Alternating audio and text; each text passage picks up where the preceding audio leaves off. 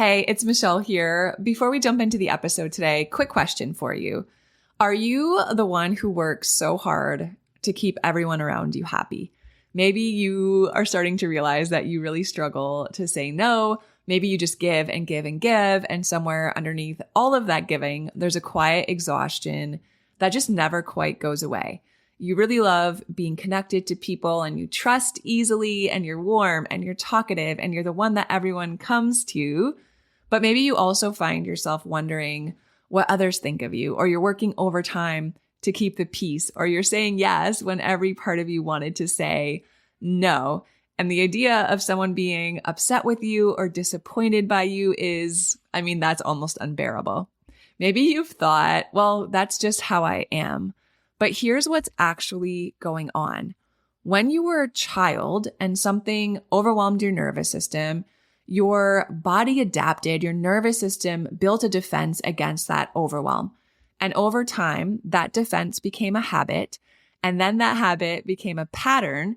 And now, so often what we think of as our personality is actually just an old pattern running the show.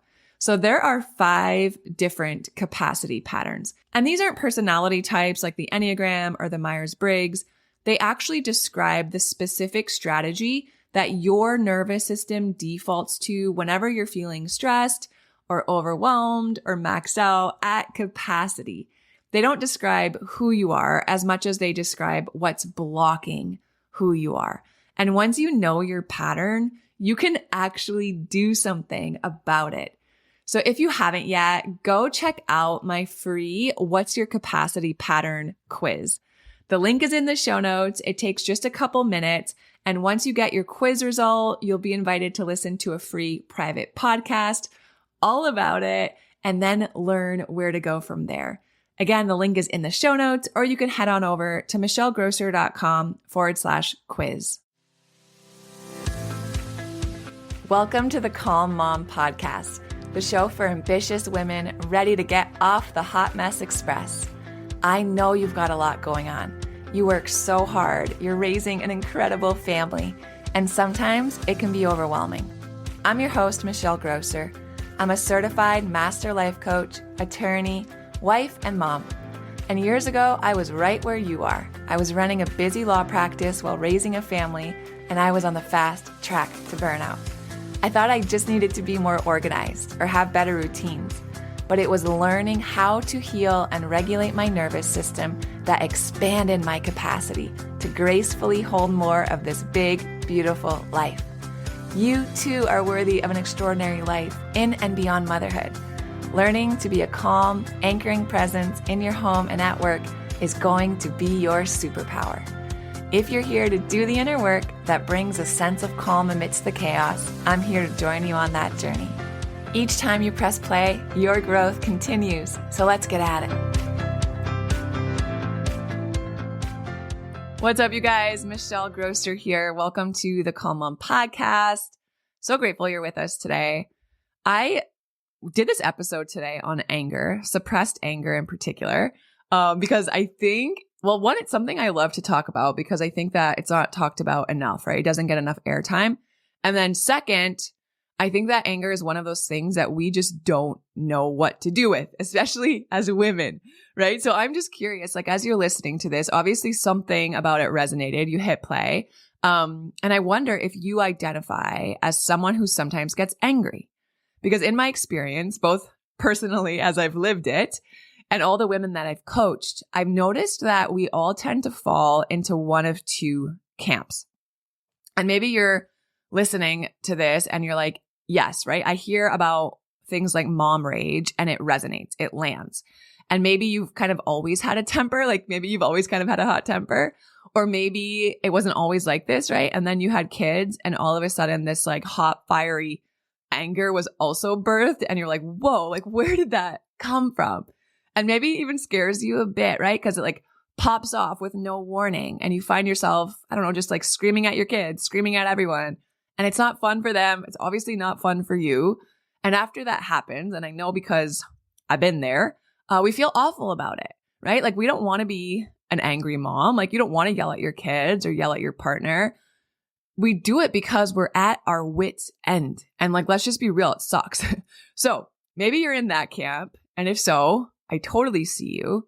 But there's also another camp. And maybe you click this episode more out of like curiosity, because maybe you're like, I don't think I'm angry, right? But like, do I have some suppressed anger somewhere, like deep down?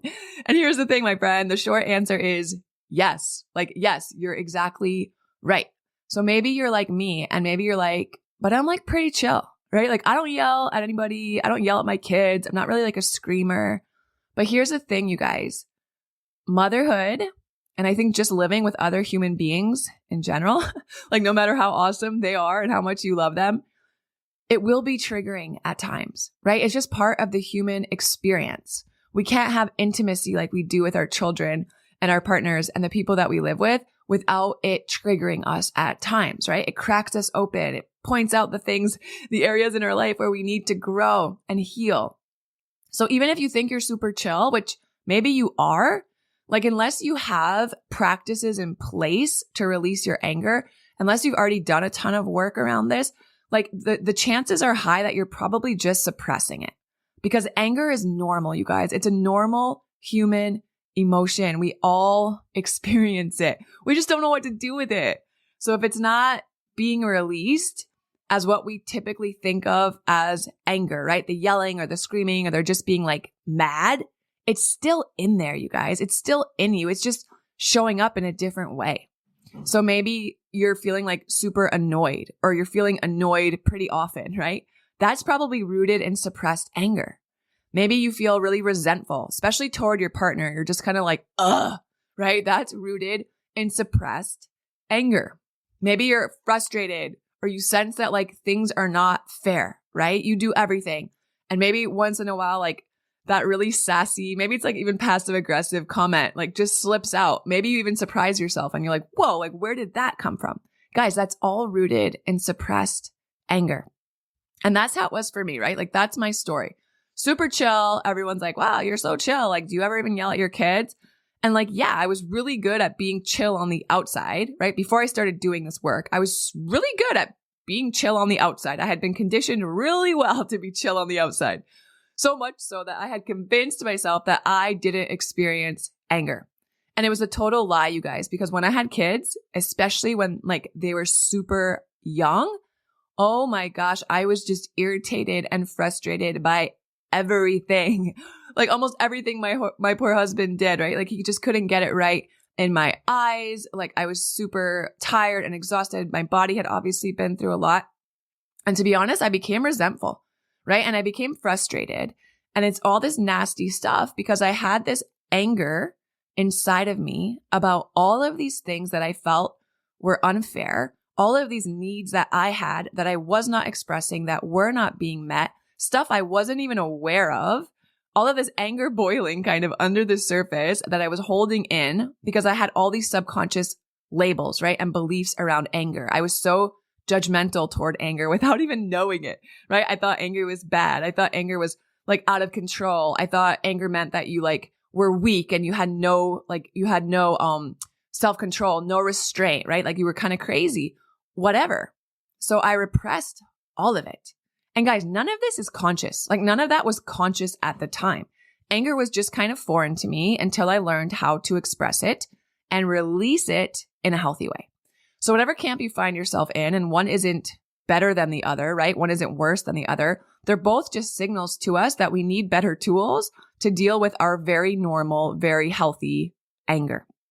So whatever side of that coin you're on, what I want to do today is I want to go through 5 kind of like sneaky signs, right? Sneaky signals that usually give me like a heads up or a red flag that someone I'm working with is suppressing anger. And they just need some tools to be able to work through that anger in a healthy way, particularly women, especially moms.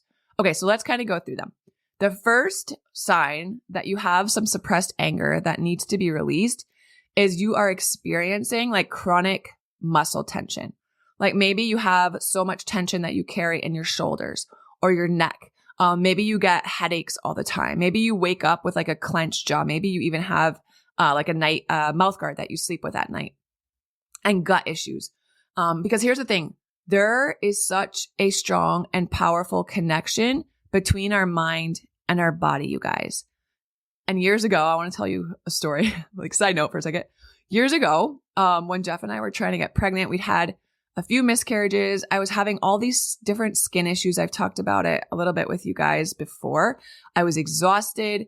I.e., I was super dysregulated. I just didn't know what that meant at the time, right?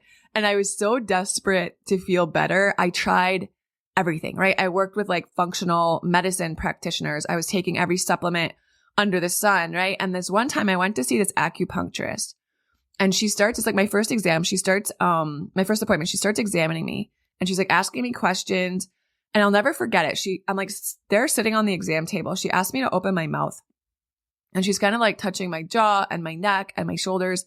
And in her like super blunt way, and I don't know, maybe it was just lost in translation, but it felt super blunt to me. She just looks at me deadpan and she's like, "You're really angry, aren't you?" And guys, it rocked me. It rocked me. Like at first I was just so offended. Like, to be honest, my ego was just like, like who does she think she is, right? She doesn't know me. I'm not angry. I'm super chill. Mind you, I didn't even have kids at the time. Like I look back now and I'm like, dude, I literally got angry that she called me angry. And I was so out of touch with my emotions and my body that I couldn't even see that at the time. And then the more I reflected on it and the more I learned about the nervous system and the things that I coach on now, right, guys, she was spot on. She nailed it. So much of what I was experiencing was making me miserable because I was dysregulated and I had no idea what to do about it. And I was so disconnected from my emotions, especially things like anger and sadness and grief. Because the thing is, like, we can't selectively choose which emotions we're going to mute or which emotions we're going to numb. If we do it to one, it's going to affect others. And here's what happens. Like, let's talk about the physiology of it. When we experience stressors of any kind, right, that causes a physical response, a physical reaction in our body. Stress hormones are released. We talk about this a lot, right? Cortisol, adrenaline, all this stuff is released. Our body gets ready in order to protect us, and our muscles can tighten and they can contract to prepare us for fight or flight. So if we don't know how to complete that stress cycle, we kind of get stuck there. We get stuck in fight or flight, which means chronic muscle tension. Our muscles don't release. They don't relax, right? They stay tense. They stay primed for action. And this is one of the main things that we focus on inside of our group program and inside of my one-on-one coaching.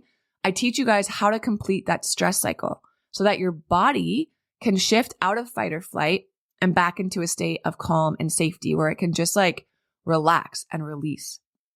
And when we've been suppressing anger and when we've been holding it in or holding it back, that's actually a stressor.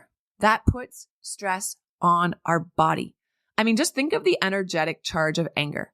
Anger carries a lot of energy. It's like big and loud. It makes our heart race, right? It changes things in our body. It can make our face red and it can increase our body temperature. And like emotion is energy in motion. And anger in particular has a lot of energy attached to it. So if our anger has energy, which we know it does, right? If we're going to hold all of that in, that takes effort, you guys. If we're going to hold all of that in for days or weeks or months or years, what happens is that our body is staying under a state of stress, right? And stress in our body is often tension in our body. Same thing with headaches. Like the muscles in our head and our neck and our shoulders are so tense that it leads to pain. It leads to discomfort. Stress also triggers changes in our blood flow, right? And in our neurotransmitter levels. So that can add to headaches also. Now, when it comes to the gut-brain axis, this is this like two-way communication system that connects our gut and our brain. They're always communicating, right? The two are always communicating. So when we're under emotional stress, such as like holding in our anger, right? Suppressing our anger, that can disrupt that communication path. That can disrupt the balance in our gut-brain axis. And that can lead to a ton of gut issues, pain, bloating, IBS, constipation, like all of these different things. I mean, think about it. Have you ever been so mad, so angry that you're like, I can't even eat, right? Like our gut is highly sensitive to emotional stimuli, and unresolved emotional issues suppressed anger can manifest in physical symptoms in our GI tract. So if you experience chronic muscle tension, you guys, back pain, shoulder pain, neck pain, headaches, jaw tension, gut issues, just start by getting curious, right? Get curious about whether there might be anything emotionally that's going on that you're in denial about, that you're avoiding, that you're not dealing with. Stuff that gets you frustrated, right? Notice it. Stuff that gets you resentful, stuff that gets you irritable or edgy or cranky. If you're not dealing with all of that in a healthy way, it's very likely that it's going to start manifesting, if it's not already, in physical symptoms. So that's number one. Do you often find yourself working really hard to keep everyone around you happy? Do you often wonder if others like you or maybe what they think about you? Do you struggle to set boundaries? You really love being connected to others. Maybe you trust others really easily. How about this one? Do you tend to be quite talkative? You might have thought all of these were just parts of your personality, but they're actually coping mechanisms that you've picked up over the course of your life, and they're having a huge impact on how you show up, especially on this motherhood journey. Are you curious to know more? You've got to take my personality patterns quiz. Here's what's going on. When you were a child, whenever an experience overwhelmed your nervous system, you subconsciously built a defense against that overwhelm. And then over time, those defenses became a habit, and then they became a pattern. And now as an adult, what we think of as our personality is often this defense pattern running the show. It's so interesting, right? There are 5 different personality patterns, and they're not personality types like the Enneagram or Myers-Briggs, but rather they describe the safety strategies that we immediately go to when we feel overwhelmed. They don't describe who we are, but rather what's blocking who we are. The good news is that once you take my quiz and learn about your pattern, you can learn skills to break out of that pattern, and you can live and parent your kids as your true and authentic self. So click on the quiz link in the show notes or go to michellegrosser.com/quiz now to take my 2-minute personality patterns quiz. The second signal that you have suppressed anger that needs to be released is self-criticism. Y'all, our anger is going to manifest. So if we're not letting it release in a healthy way, right, and we're holding it in, sometimes what can happen is that we subconsciously start directing that anger inwardly. So instead of like blowing up on everyone else, we hold it all in, and over time it affects us and we start being critical with ourselves. So if you are someone who struggles with self-criticism, who struggles with self-doubt, who struggles with low self-esteem, right? Or maybe you start to get upset and like you blame yourself for stuff you really shouldn't. That can be a sign that you have suppressed anger that you're not dealing with. And women in particular, you guys, like we're so discouraged from expressing any anger, right? Someone who's angry, especially a woman, and society is like, wow, like what an unhinged psycho. I don't know, right? It's like everything is telling us we should be polite and nice and agreeable. So from a really young age, we're taught that it's not acceptable, right? And we have to hide our anger and we have to hold it in. Now, don't mishear me. I do think that we want to be kind, and anger does not have to be the opposite of that. They're not mutually exclusive. So if you have tools to deal with your anger in a healthy way, right? And inside of Restore, we have a whole week dedicated to learning tools, healthy tools to express our emotions in a healthy way. So many ideas, practical tools, things you can do with your body to somatically release this stuff so you're not holding it all in, or so it's not just like exploding when you've reached your limit, right? If we don't have these tools, turning it inward can kind of be like this vicious cycle because we don't feel like we can express it, or we don't know how to express it. And so it leaves us feeling powerless. And then we feel like we lack control over our emotions or over life in general, right? And we start to criticize ourselves. You know, you say things like, man, what's wrong with me, right? I'm just a bad mom. Like, why am I always yelling at my kids? Maybe I'm not cut out for this. And that self-criticism just becomes reinforced by our feelings of like inadequacy, unworthiness, whatever it is. And it just kind of loops into this cycle of negativity. So if that lands for you, there's probably something to explore there. Number 3, the third sign that I see that you have suppressed anger is fatigue. Fatigue, like you're just so flippin' tired. And this one kind of ties back to the physical symptoms that we talked about in the first signal. Because when you're holding all this stuff in, you guys, all of this anger, when you're suppressing it, it's tiring. And I know because I've done it, right? I've been there. Like I talked about when my kids were really little, I had so much postpartum rage.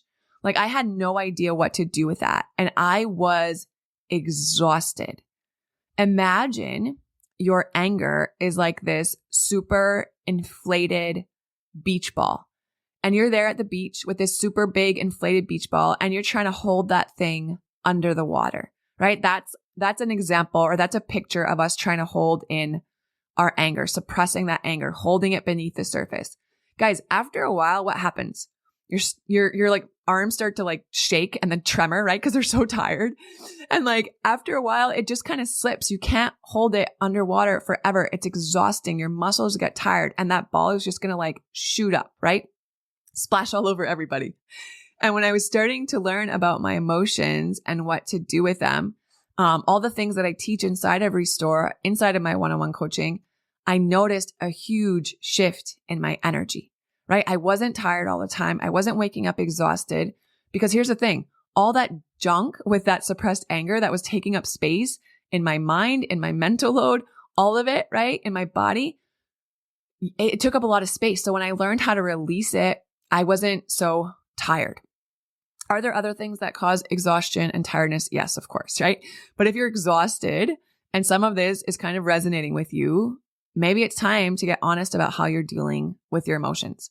And guys, it might be super uncomfortable. I get that. It was for me, right? Because it's new. Maybe it's foreign to you. These aren't comfortable emotions, anger, but you don't have to do it alone. You don't have to do it alone, right? You can do it in our group program. You can hire someone to help you through this. If you want to work with me, book a discovery call and we can talk about how I can support you. And then let's talk about the last 2. Number 4 is perfectionism. And this one might be surprising because we don't often associate perfectionism with anger, right? But hear me out here. Perfectionism is a coping mechanism. Perfectionism is a coping mechanism, and it can be a coping mechanism for suppressed anger. And here's what's going on behind the scenes, right? It's like, if I can't control what's going on in my internal world, right? If I can't control these big feelings, if I can't control all of this anger, if I can't control this rage when it comes up, right? When I look at my husband, like being real here, then subconsciously our mind is like, well, then I'm going to control something else, right? Because control feels safe to our nervous system. It gives us this illusion of safety. And that urge to control often manifests as perfectionism. So what do, right? We rage clean, or we dive headfirst into our work and we make sure that every I is dotted and every T is crossed, anything to keep us distracted and busy and give us that sense, that illusion of control. So that's number 4. And then the last one, the last sign that you have suppressed anger that needs to be released, you guys, is irritability. If you are edgy, if you are irritable, if you're just kind of like, to me, when I'm irritable, it's kind of like this like simmering anger, right? It's kind of like this lower muted anger. Like I'm super annoyed. I'm super edgy. I'm super frustrated, but it's still kind of simmering, right? It's not at this like full blown boiling rage yet. And as moms, let's be real, if we allow it, there's so much to be irritable about, right? Kids are messy and they're loud and they don't always listen. And momming is tough, right? It can be a really thankless job. No one actually sees everything that you do, right? No one really understands. Like maybe we feel overwhelmed and exhausted and we don't have an outlet for anger and we hold all that stuff in and it starts to seep out little by little. And that's what irritability is. It's kind of like this leaky anger energy, right? We don't let it all the way out. So it just kind of seeps out here and there, a little cranky, a little edgy, a little irritable. And guys, we don't want to be that way. I know, but we're trying to hold everything together and eventually it finds a way out as irritability and it's exhausting. And I say all of this, guys, to tell you and it doesn't have to be this way, right? You can learn how to deal with all of your big emotions, especially anger, in a healthy way and release this stuff. We have episodes on the podcast about how to release your anger in a healthy way. And if you've resonated with this and you want to know more about it, and maybe you're curious about our group program, Restore, we start again in the spring. Maybe you're curious about our one-on-one coaching called Rewire. Guys, book a free discovery call with me, right? Or even shoot me a DM or shoot me an email and I'll give you more information. I want to answer your questions. I want to tell you all the details. And I also really just love meeting you guys. Like, discovery calls are one of my favorite things because I get to see your face. I get to know you a little bit. And even if we don't end up working together, you guys, when I meet with you, it really helps me to better understand how I can serve you guys better here on the podcast. So I'm so grateful for all of you. I love you guys so much. Have a great rest of the day, and I'll talk to you guys soon. If you love Mommy's Polygraphs, leave a review. If you enjoyed this episode, it would be so awesome if you could take a moment to subscribe and rate the podcast.